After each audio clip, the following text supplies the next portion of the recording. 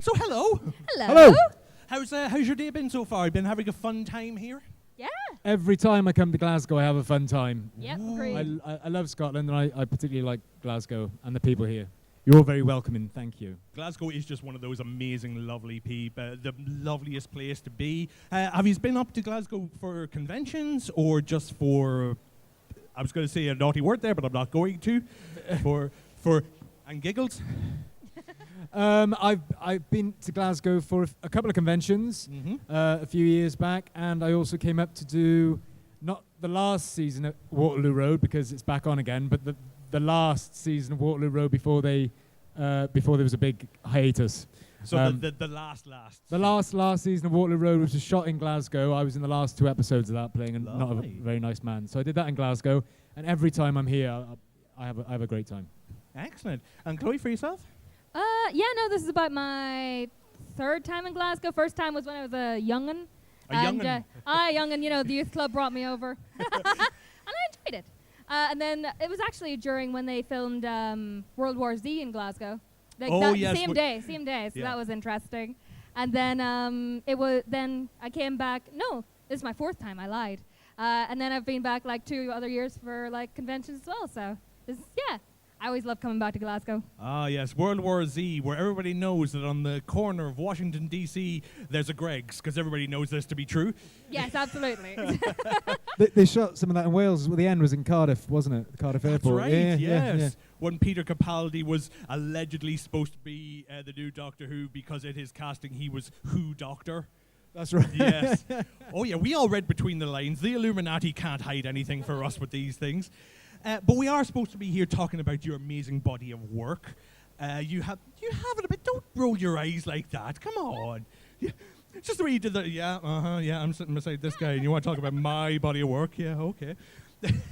Well, first and foremost, because this is a gaming convention, we are going to be talking about the games that you have been in. The one thing I always like to ask of anybody that's been in the game is, like, how difficult or easy is it to develop a character when it's just a voice? Because usually some actors like to get a costume or something that helps them get into that character. What was it for yourselves which was easier? I was in costume every recording. Really? I was in full Solus costume every recording. No, I wasn't. It's different. It's like when you're doing an audio drama. It's a different set of tools that you've got to work with. You've got to tell a story, but you're limited. You can do a silent film. You can't do a silent audio drama or a silent. I suppose you could do a silent computer game character because you've got visuals. Yep. But you're just relying on the one tool. So I suppose you just have to be a bit more disciplined and hear back what you're saying and decide whether the story you're meant to be telling is coming across and being received. Yeah. And did it come? Oh, I'm sorry, Chloe. You were going to say something there. Because you usually when you start with any sort of video game, you get your concept art of what the character might look like. Do you either of you use that as like a jumping off point for what you want that character to sound like? Yeah, what's up with Chloe? Yeah. For me, sometimes you get it, sometimes you don't. If you get it, sometimes I will use that as like all right, I'll give what it says that they're looking for, but then I'll also give, all right, when I look at this character, what would I expect to hear, and kind of like give that back. But sometimes we don't get picture, we might get very minimal information, so just got to roll with it, really. Give it. I think just put a lot of yourself into it as well, put a bit of yourself into it to make it unique, and then make it more believable and stuff. So Absolutely, what Chloe was saying. I think the best way to connect to a character is finding that bit of the character that is like you. There'll always be something, no matter how tiny or small, even if the character's despicable. Find something that's even if it's a sense of humor or an inflection, just something that sort of ties a character to you, and then you've got a springboard, you've got a starting point, you've got a seed to grow from. I didn't have any pictures of Solus for Dragon Age until about 3 months into recording, and I was surprised. I thought, oh, he's bald, and he's and he's quite buff. He's wiry, wasn't he?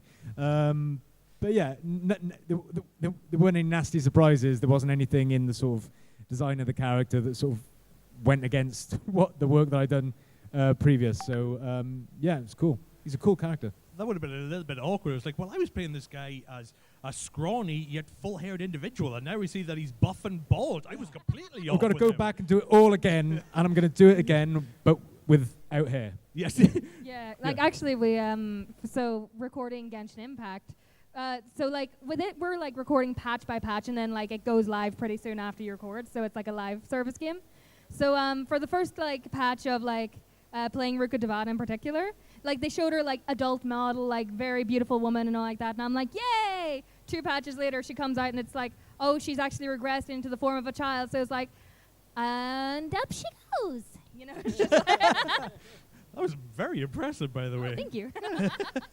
Was voice acting something that both of you were interested in, like from cartoons or other video games? Was this something that a career that you wanted to go into? For me, yeah. Like since a teenager, I was like always interested in it, and then like I started doing it for like fan projects, fan dubs and stuff like that. The things they say you shouldn't do, but you can do it. And I just loved it, and it just. Even when I wasn't doing it, I always had that nagging in the back of my head, like I want to go back, I want to do it, and I just kept going at it, and then got an opportunity whenever we were in like pandemic, and I went like, you know what, I'll take this as a chance, go. But when I started acting back when I was in drama school, it wasn't sort of I want to be an actor, I want to be on stage, I wanted to do TV and film, voice acting. Well, it wasn't as big a thing as it was back then either. Now with the sort of expansion of the gaming world and Audible and things like that, there's a lot more work for voice actors. But back then, I just wanted to be an actor. What I've discovered about myself since is that as long as I'm storytelling, I'm sort of creatively satisfied. So whether the mediums, TV, film, theatre, singing with a band. If I'm telling a story and I'm connecting with people, because I think that's where art exists, is between you and the person that's observing it or experiencing it. As long as I'm doing that effectively in whatever medium, I'm sort of creatively satisfied. Definitely, because the video game industry has come on leaps and bounds back from the day of, let's face it, the original Mario Brothers on the NES, where it was just a silent character destroying mushrooms, where they can tell these amazingly vivid stories.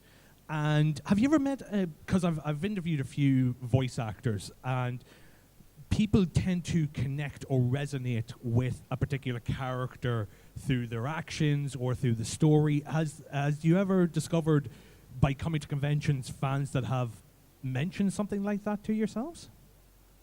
Mentions Like if your character connected with them in a particular way. Absolutely, no, absolutely, definitely. I mean, to talk about Yanto in Torchwood, I've had a lot of people over the years, which is always very touching, to come out and say, your relationship, Yanto's relationship with Captain Jack helped me come out to my parents, or how to help them through something that was difficult, whether it's coming out to friends or accepting themselves for who they are. Mm-hmm. I've had lots of stories like that, and they all sort of bring a tear to my eye. I think they're the nicest stories to hear. As far as Solus goes, I haven't had anyone come up and go, "You've made me want to sort of destroy the world."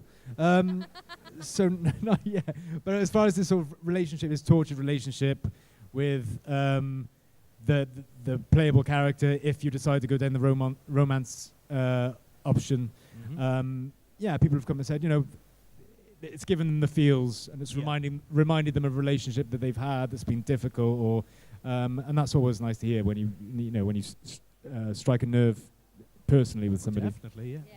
Well, they haven't come up and asked you to. They're going to destroy the world yet. Yet is the word. Yet. Yeah, no. I've had quite a few emotional characters who have had emotional moments or emotional scenes. So, I get a lot of especially my character Corin in Zenless. She's this really anxious little maid, and she's trying her best for everything, and a lot of people are seeing her go and do it despite her fear, despite everything, is what gives me it shows that, hey, if she can do it, I can do it. And I'm like, yes, absolutely. And then just again, emotional scenes in other projects across the board. Yeah, it's just, and it's always very heartfelt. It's so heart touching and stuff. And I'm like, this is why I do it, because I've been in your shoes playing a game, and it's given me the feels, and then the fact that I'm able to deliver that back is just, it's an honor for me. So yeah. I have had a few people come up and sort of say, Solus destroyed me, how dare you, and look like they want to hit me because because they felt really betrayed. I suppose that's one of the things when you've got romanceable characters and you can actually get into a relationship with them. If they betray you, then you feel betrayed. And if they're nice to you, then you feel warm inside. So I've had a few of those, which has been nice. You've never had to like stop somebody just like, I'm an actor. I'm not actually like this. It's not gone that far. Yet. Not gone that far. No. I did have a request to do. It was a video message, and it was from. I do video messages for Cameo, and they sent me an entire script of something they'd written. They wanted me, which I'm happy to do.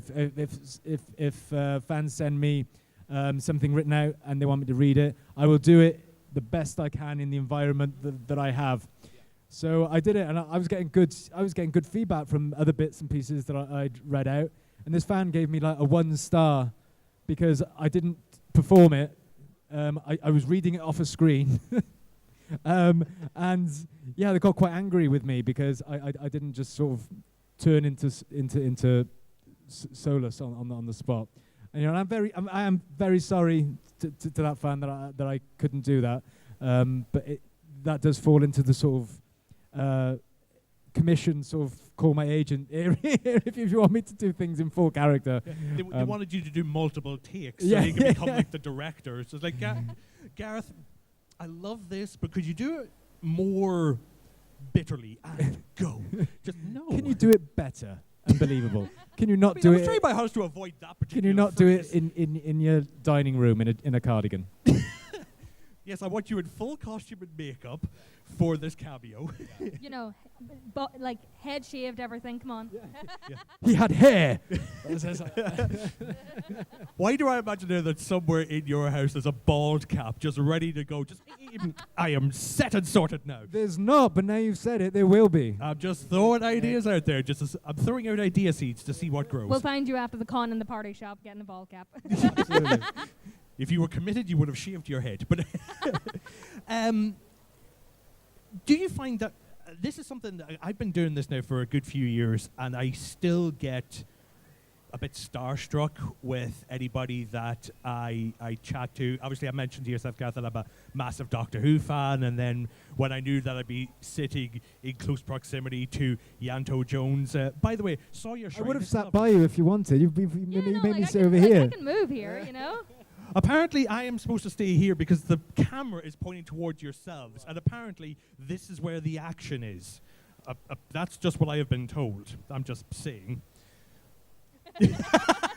Thank you for considering that for 9 seconds. Next time, we'll put the camera over there so I can sit by you. Yeah, there you go. Stop it, you. But anyway, do you find that if you're coming into a particular project that has a bit of popularity behind it, or working with another actor that you admire, do you still get that, the fear, as some people would say? Oh yeah. Any examples or name drops that you want to put out there? Just nudge, wink, wink. I'm friends with someone that is essentially like the person I look up to, who is Christina V, and I'm friends with her, and the first time me and her hung out, I never showed her hey, I've got a tattoo of one of the characters you play, just because she means a lot to me. And then she was like, the second time we met, she what's that? And I'm like, oh no, here we go. So yeah, that's my little story. I mean, I hated school when I was growing up. School was always a bit of a to get me to school was difficult, and I didn't enjoy. It wasn't the school for me. And so I searched for lots of escapism, and Star Trek was my thing when I was growing up. Star Trek: The Next Generation. I used to look forward. It used to be on Sky One. It used to be on 5 o'clock in the afternoon, and then there'd be an uncut version on at 1 o'clock in the morning, and that was my escapism. I used to watch every episode. I used to record it on long play on the VHS. I used to have a book where I'd write down all the sort of numbers of where the episode starts with my only little review of the episode. I covered this book in tinfoil so it looked like futuristic. I used to call up QVC and order things like phasers and things, but without my without my auntie who I was living with at the time noticing. Gone to trouble a few times, especially when shuttlecraft start turning up at the door, you know, toys and things. But anyway, the point of my story is, I was obsessed. That was my thing. So all those the lead characters and that I had real worship for. You know, they were my sort of saviors. They were my savior from school. And so now to this day, I still can't be at a con with. I'm still too nervous to go up to a lot of the actors, like Brent Spiner, Patrick Stewart. I still suddenly turn into this frightened little boy who was scared of school, and like there's your sort of hero. It was a bit of a baptism of fire with Jonathan Frakes' Riker, because he directed. What was it, the Thunderbirds movie many years ago. That's when I was quite young. I was in my early 20s. I just got an agent, and it was one of my first auditions. They said, you're going to meet Mary Selway, who was a legendary casting director, and she's casting for Thunderbirds. I didn't know Jonathan was directing at the time. So I got through the first round of auditions. They said they loved you. They loved your accent. They thought you were great. You're going for, I think it was, who's the Thunderbird on the space station? That's who I was auditioning for. So I had this speech and I memorized it and I got the accent right and I worked on it so hard. And then I got the call the morning before I went to the audition. My agent said, "So you'll be going in, you'll be meeting director Jonathan Frakes." I was like, whoa. Jonathan who? Jonathan Frakes. I said, well, Riker. And they say, well, his name's Jonathan Frakes. I said, no, he plays Riker in Star Trek The Next Generation. I said, he can't be the director. He can't be the director. And he was the director, and he was there, and it was like, I absolutely just turned into that little frightened boy again, and he was so lovely, so nice. He was like, I went in, I think he could see I was nervous, and he went, "Hey," I was like, "Hey," he was like, "Gareth David Lloyd, well, that's a nice name." I was like, "Thank you." And then I did the scene. I mean, I'm sure it would have gone another way anyway, but I completely fell to pieces. I was holding it together. I was thinking the accent was holding together. Everything was quite right until I just saw him in my periphery, and he was just sort of doing this.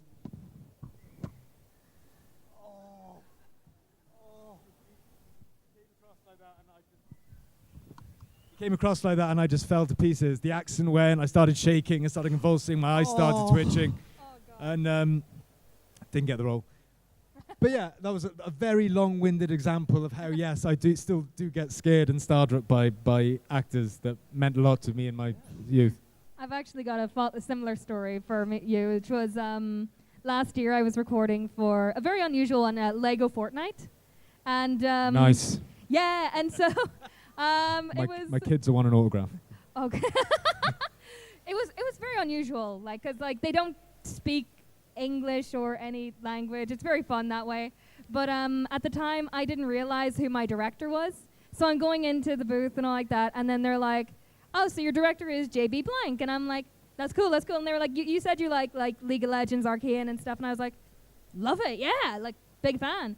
And they were like, yeah, he plays Vander. And I'm like, okay.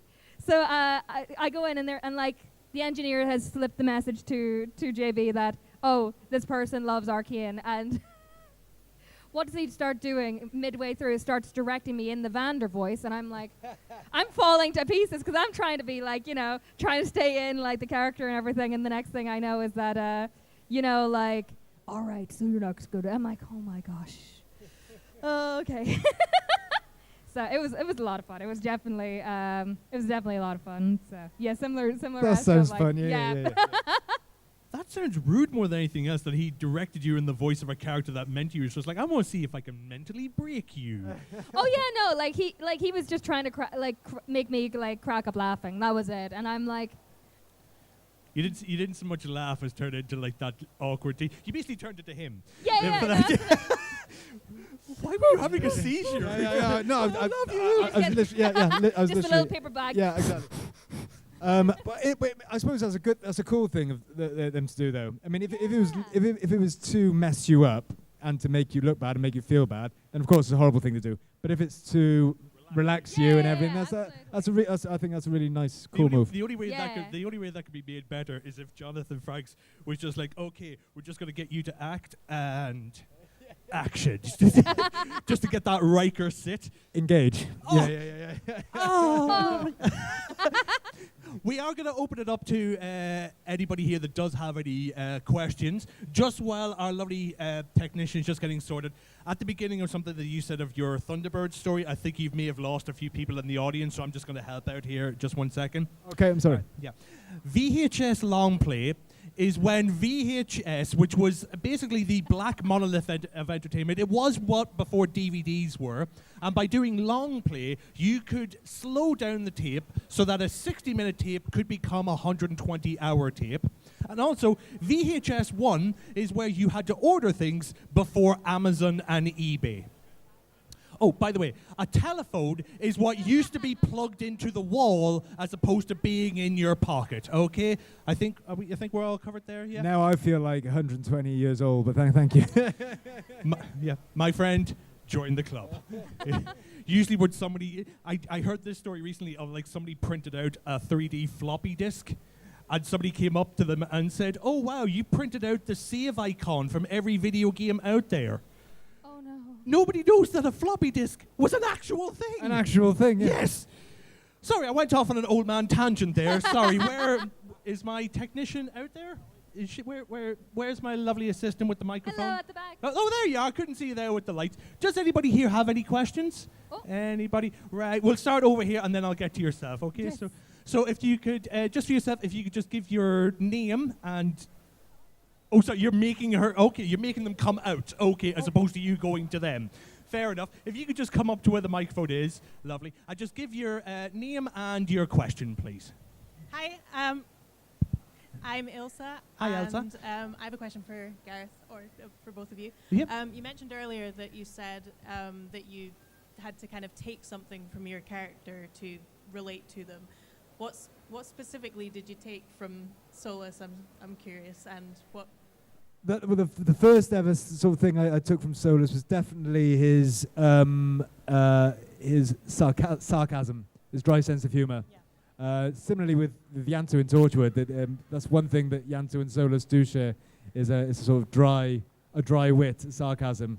So a lot of those sort of early Solus lines in Inquisition, when he's sort of bantering with Varric and whatnot, there's a bit of me in there, definitely. Love that. Thank you. Lovely, thank you very much. And it was the lovely lady over there. So there you go. You go to her now. You go to them. That's how this works. Earn your money. There we go. So again, just your name and your question, please. Hi, I'm Sharon. Hi, Sharon. My question's for Gareth. It might be a bit of a spoiler for those that have not finished the game. Yeah, so be careful. Thinking of Solus's character arc over the two games and how much was revealed in the latest game, knowing that there's a few endings of how it could go, what one would you choose for him? Oh, well, I suppose to answer that, I'll explain the choices that I made in Inquisition, which will give you a good... I was always ended either friends or romancing Solus at the end of Inquisition. So, yeah, there's always been part of me that wants to redeem him and make him see the error of his ways and, reach the humanity that's still inside him, deep down inside somewhere. And I think I don't want to spoil it, but there's an ending that sort of does that. So, yeah, that one. Is it the I can fix him? Like I can fix him. I can fix I him. can fix him. He's not broken. He's just misunderstood. I can fix him. Lovely. Thank you for that question. Anybody else? Anybody? Oh, yeah, right over here. And then the lovely mushroom in the back. So we'll start with this gentleman. We'll start here, and then we'll head up. Not you. No. So again, your name and your question, please. Hi there. So my name's Grant. Hi, Grant. Obviously, as an unfortunate reality, various roles get recast or changed voice actors over the time. are there any franchises or particular characters that you would aspire that you'd like to voice or like to bring to life in any franchises? Ooh, And that's for both. that's a broad question, that. Ooh. Star Trek. I'd love to do a character in Star Trek. I mean, it's already got a massive franchise in every medium there is, I think. But to be part of that world would be great. Can I add just one thing to that question? You said Star Trek. Where are you on the ship?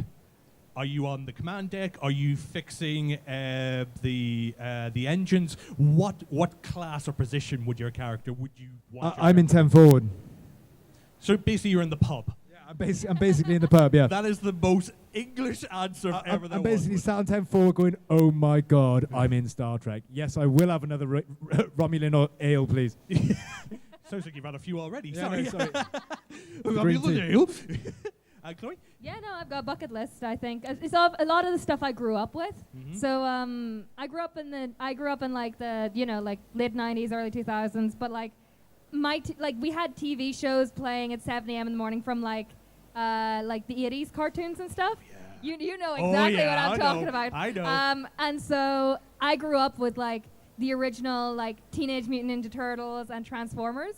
So those are like two massive franchises I would absolutely just adore to be a part of. So yeah. It doesn't matter what character you No, would be. No, wouldn't care. Okay. I would just want to be a part of it. Like that would be the bucket list for me. So that's totally fair because I'm instantly remembering the story of Samuel L. Jackson wanting to be in Star Wars, and he simply said, "I will play a stormtrooper. I don't care. You don't have to see my face. I just want to be in it." And then he was cast as a Jedi. So I can imagine yourself just being like, no, I'll just be in it. April? Oh, go on then. why not? Oh, Yeah, why no. not? Lovely. And I believe we had a question from the lovely mushroom in the back. It is a mushroom or is it a ladybug? It is a mushroom. It is a mushroom. Lovely. So again, just your name and your question, please. I'm Rin. Hello. Hi. Hypothetically, if any of the games you were in were like live action, is there anything you would steal from your character's wardrobe and take home with you? Ball cap.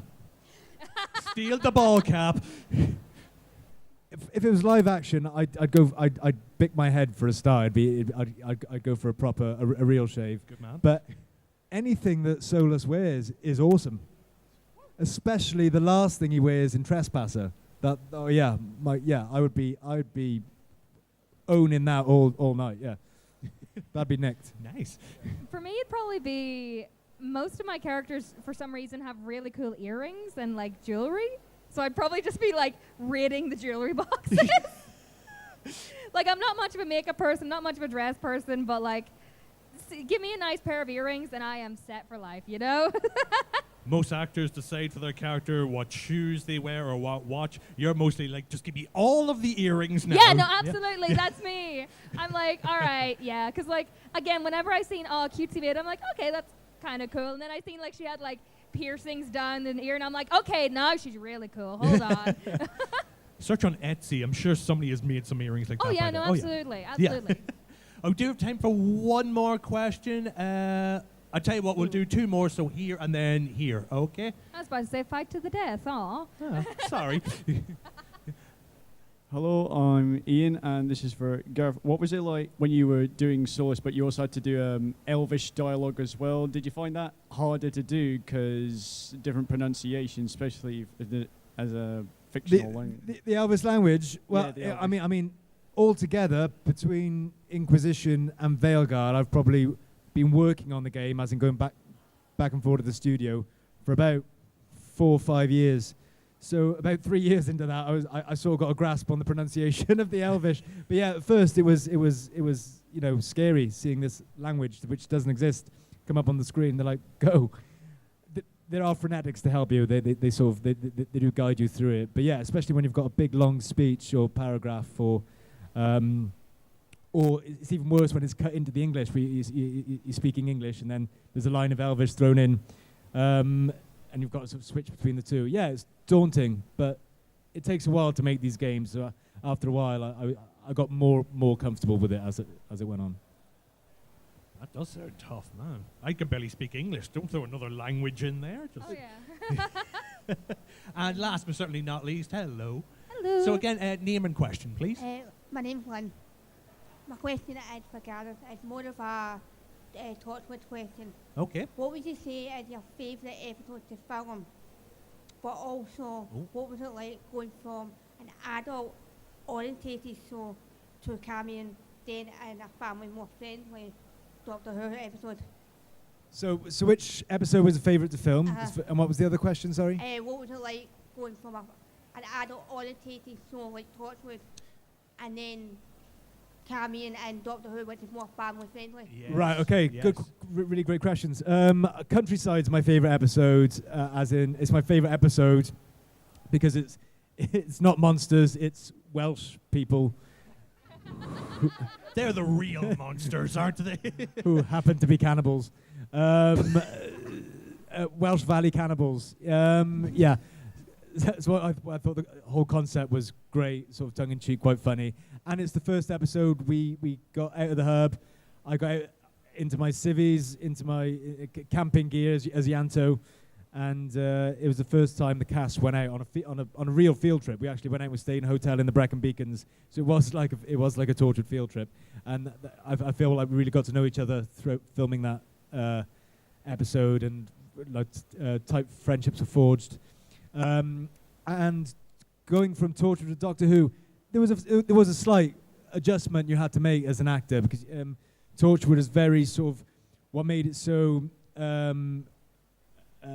human. I think is the portrayal of the human characters, and they were very real. Everyone was flawed.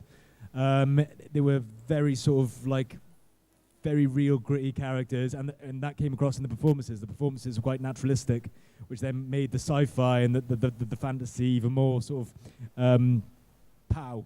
But the slight adjustment you've got to make for Doctor Who is that the fact it's a family show, and everything has to be articulated a little bit more and a little bit on the nose, just because the audience at home might be quite young, and they need that extra little bit of push for the information, that slight heightening of a performance, just to make things clearer.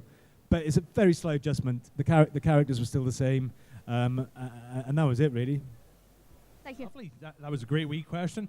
And unfortunately, folks, we do have to call it there. You're both here for the entire weekend, yes? Yes. Yep. Lovely. So if anybody does have any questions, feel free to go over to talk to Gareth and Chloe. Maybe treat yourself to a wee autograph while you're there. Who knows, maybe treat yourself.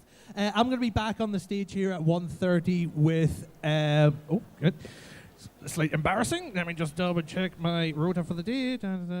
Oh, yes, with Harry Lloyd. So if you want to stick around for that, you're more than welcome. But please, once again, lovely big round of applause for Gareth and Chloe here. I'll be back on the stage at 1:30. We'll see you then, folks. Thank you.